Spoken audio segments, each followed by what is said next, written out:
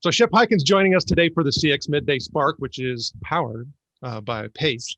And we're going to talk about something that for me, as I've been exploring the past couple of days, looking at different research that's available, which has become very important. You and I have kind of touched on this in the past, Shep, but it's like, what are three questions that every CX leader must accurately answer today?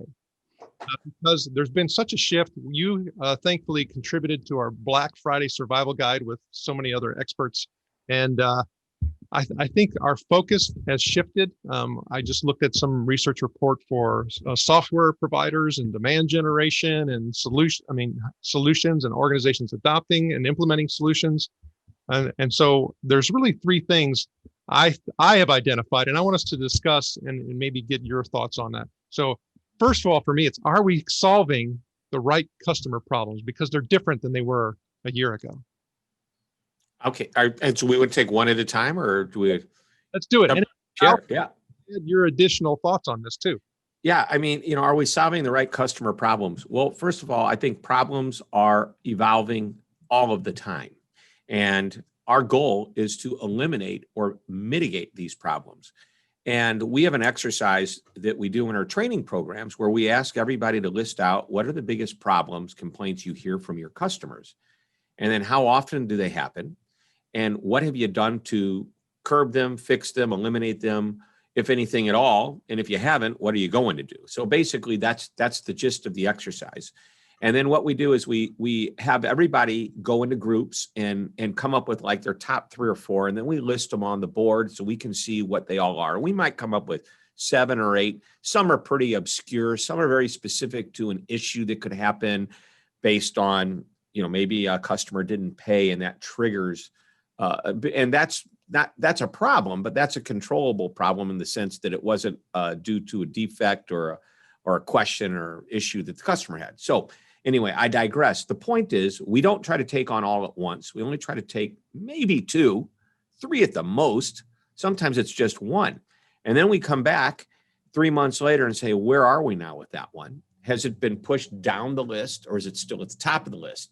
And then we start working our way through that list. The goal being that over time, we're going to see an adjustment made to the problems. One of the things that drives me crazy is when somebody says, they have a problem. Well, how often does that happen? It happens all the time. Oh, why is it happening all the time? You know about it. What can you do to fix it, eliminate it? Sometimes it needs customer education, so that might be in the success or onboarding of a product, depending upon the kind of business you're in. Anyway, I know that's a long-winded question, but if we don't know what our problems are, what's the customer's perception of what our problems are, we can't fix them, and we need to fix them, and we need to constantly look at them. This isn't a one-time thing. It's every few months, look at it, evaluate it. In some cases, you might be looking at even more frequently than that. Okay. No, and when you're talking, I start thinking about kind of like self-reported and self-identified and maybe conveyed problems that customers are perceiving, right? I mean, it's conscious, type of thought. But then we also have another side as far as problem solving is concerned, meaning things that they didn't necessarily perceive. I mean, do you see a wide gap and an opportunity to address things that they haven't recognized yet to solve for? So I'm going to say that if they haven't recognized it, there may be more one-off problems than consistent problems. So if I called you and in an evaluation or a survey of some type, I made the comment that every time I call, I'm always disappointed by how long I have to wait. And if we hear that 60% of our customers are saying the same thing, that's something that needs to get fixed, because we can track.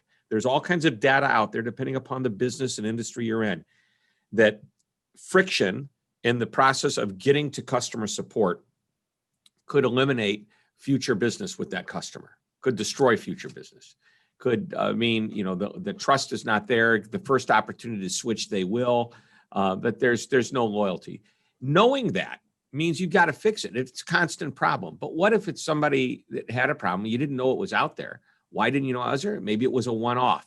Maybe it's just something that's really specific. Like right now, I read an article just today that Target is doing really, really well because they are pretty much all things to all people right now. You can go to Target and buy everything and never have to go anywhere else. Would you agree with that? I would. Yep. So with that in mind, other retailers are looking about how they can be the one thing to all people. Well, here's the thing. The pandemic forced us as consumers to look for that type of convenience because we didn't want to go to 5 different stores to pick up. I didn't want to go to a grocery store, the drugstore, the department store to get my kids' clothes, whatever. Wouldn't it be great if I could go all in one spot, right? And Target didn't change their model to accommodate COVID-19. But now we're seeing that companies out there are making they're making long-term decisions on short-term problems. I'm thinking that this time next year, COVID is a history lesson, okay? I think as we move into the first quarter of next year, we're going to start to see vaccines come around. The health and safety of individuals will always be concerned, but won't be out of fear, and people are going to be more comfortable going back to some of their old shopping habits. They've learned some new ones, by the way, that they love and they will not go back to.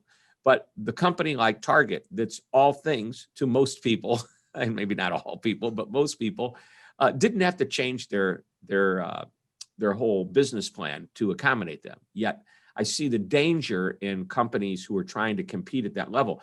And that's where we've got to look at the problems we're having right now with customers. Back to your original question, is this a problem that's going to go away once we get back to business as usual? Or is this something that we need to be aware of is going to be permanent? And it's really hard to determine sometimes what those are, because what's happened with the consumer today, and really any type of customer, B2B or B2C, is they've adjusted to a new way of doing business. And the question is, do they like it enough to stay with it, or are they going to go back when given the opportunity? Many of these new ways of doing business are going to remain permanent when this whole thing is over. We just have to be smart enough to know which one of them are the ones that will. I said that right. Yeah. Correct. And that was part of my second question, which is, are we accurately assessing the need on what we're trying to help customers solve for? Near term, long term, that was some of the issue. You mentioned survey, and I think there's a process that we all have to go through in order to make sure that we're solving the right problem. Then the third one is, are we accurately evaluating our ability to solve the problem? And I think you kind of were answering that when you were talking about how with that assessment at the beginning when you sit down with your team. Yeah. So let's talk about that first one. Are we accurately assessing the need for what we're trying to help customers solve? We may be assessing the need for the moment. So keep that in mind. We really have to keep a look at, and this, by the way, usually you can track data over time. There's AI that can support you. But what's happened is with COVID, we hit a brick wall and it scattered everything. And I think that we're finally trying to figure out what's the trend right now. And AI can certainly help that. Any type of good survey and the ability to take a look at that survey and understand what's happening will help you. But you've got to really look at trends now differently than you did 6 or 8 months ago, because there wasn't this whole change in the way we do business.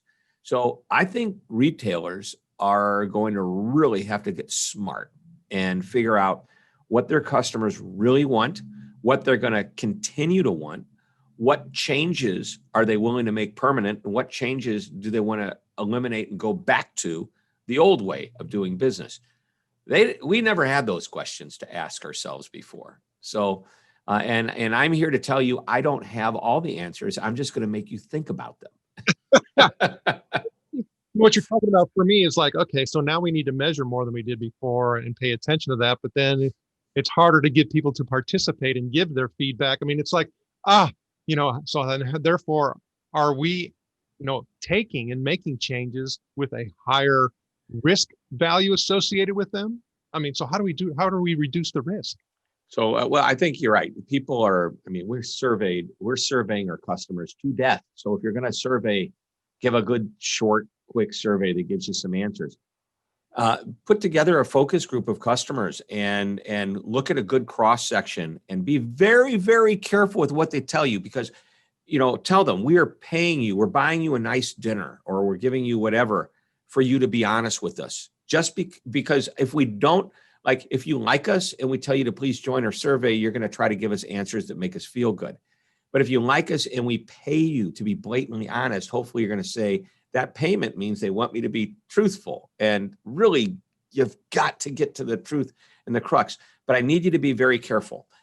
You, as in the audience that's listening today. Let me share with you a story. Harvard Business Review talked about Walmart a number of years ago when they were listening to their customers. They had focus groups, they had surveys, and they determined that it was time to do a facelift to their stores. The customers were complaining about, the aisles were too close together. The lighting might not have been right. How much merchandise seemed cluttered. And anyway, it was not for the best experience. And they listened to the customers. And then instead of going out to all of their stores, they took just 2 or 3 and they did an upgrade. And they did exactly what the customers were asking for. And they created this store of the future. Or actually, for Walmart, it's the store of today compared, because I don't think they've done a lot to bring things up to time, which, by the way, they don't have to. They don't have to. It's what they have is just exactly what everybody expects. And the feedback from the customers was amazing. It was just what they had hoped for, except for one important point. Sales didn't change. Okay, so the point of that story is, and by the way, so smart that they only did it with a couple of 3 stores and not, hundreds of stores and all of the stores. The point I'm trying to make is that when you think your customers are asking for something and they may be telling you the absolute truth, if it doesn't move the needle on sales, you need to really consider whether or not this is the right and prudent move to make. No doubt you should stay contemporary, make people feel like, they're comfortable, but at a cost of what? And right now, more than anything, we need to listen to our customers and give them what they need as much as what they want, if not even more so what they need. Yeah, I think the whole needs identification has taken on a very different context than it had before in the past, where a need, we may think that it was more, emotional desire as far as, this is what they need. And I think rethinking that's going to be something going on into 2021 and into 2022 is going to change a lot of the decisions that organizations make. And hopefully we'll see, though, a lot more testing to see what things do pay off or pay out. Yeah, let's see that. And I think more than ever, we listen to our customers. I mean, really pay attention to what they're saying in the surveys, informal and formal comments they're making. Always ask that open-ended subjective question. I mean, we want to know on a scale of 0 to 10, would you recommend us? And if the answer is 10, ask why. If it's low, why didn't you give us a higher score? Find out what's behind the motivation of the number that they give you. And that will help tremendously. But if you give them a survey that takes 15 or 20 minutes, don't expect to get the answers that you really need to get, because many people just won't do it. Those are the ones you need to have them do it. That's true.